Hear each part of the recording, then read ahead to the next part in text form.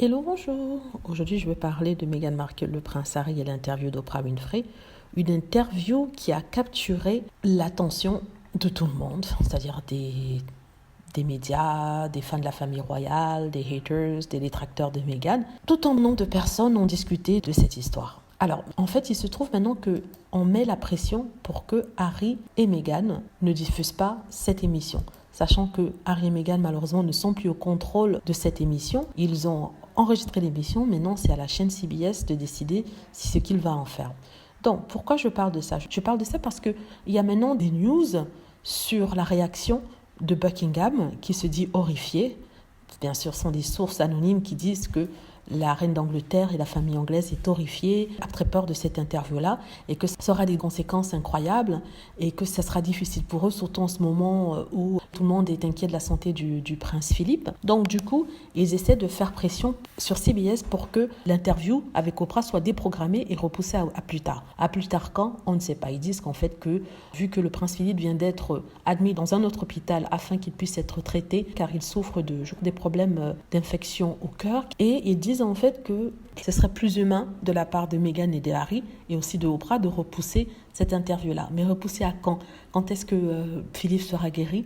On ne le sait pas, sachant qu'il a déjà 100 ans, il peut ne pas sortir de cet hôpital. Je ne sais pas d'être alarmiste, je ne sais pas d'être négative, mais c'est ce qui se dit dans les journaux, c'est ce qui se dit à Buckingham Palace.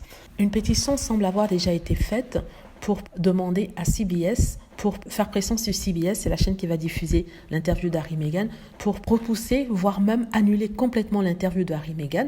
Il y a des gens qui ont signé, il y a des voix qui s'élèvent, il y a les fans de la famille royale qui demandent à CBS de déprogrammer l'interview et de remettre ça à un autre moment pour soulager la famille royale par respect pour le prince Philippe. Ce qu'ils ne disent pas, c'est que la reine va continuer son devoir malgré le fait que le prince Philippe sera à l'hôpital. Elle fera même une allocution ce jour-là. Elle n'a pas déprogrammé son speech, son discours, et on ne comprend pas, les fans de Meghan ne comprennent pas pourquoi on demande à Meghan et Harry de déprogrammer le leur alors qu'ils n'ont presque plus rien à voir avec la famille royale, dans le sens où ils ne sont plus membres actifs de la famille royale, ils sont maintenant des personnes privées. Donc ce qu'ils font et qu'ils ne font pas ne devrait pas avoir d'impact sur la famille royale. Voilà, il y a des pressions qui sont mises, des journalistes qui montent au créneau, même des politiques qui montent au créneau maintenant en appelant à ce que cette interview soit déprogrammée. Pourtant, quand le prince Andrew devait faire son interview, personne n'a dit quoi que ce soit, tout le monde était d'accord qu'il fasse l'interview. De toute façon, on verra ce qui va se passer. J'espère qu'ils ne vont pas déprogrammer cette interview. J'ai hâte que dimanche vienne vite. Je me demande pourquoi d'ailleurs ils n'ont pas programmé ça dans la semaine, c'est-à-dire ces jours-ci, le de dimanche.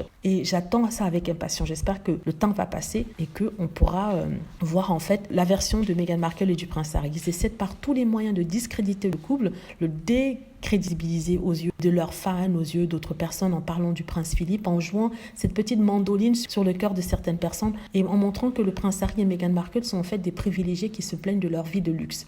Pourtant, quand c'est la famille royale qui se plaint d'être fatiguée, comme l'avait fait Kate Middleton, personne ne dit rien, on la soutient. Quand il y a eu des critiques qui disaient qu'elle était peut-être un peu trop privilégiée pour se plaindre d'être fatiguée, alors qu'elle a un staff, elle a des nannies et tout ça, les gens sont montés au créneau en nous expliquant en fait que oui, être riche ne veut pas dire ne pas souffrir, ne pas avoir des moments de faiblesse, ne pas avoir des moments de doute. Donc, pourquoi ça ne s'applique pas alors au prince Harry et à Meghan Markle? De toute façon, ce sont des haters et des détracteurs, donc on ne va pas essayer de comprendre les stupidités qui sortent de leur bouche, on va dire. Voilà, j'espère que vous avez aimé la vidéo. N'hésitez pas à cliquer sur like si c'est le cas, à vous abonner pour plus de vidéos et à cliquer sur la petite cloche afin d'être averti lorsque je poste une nouvelle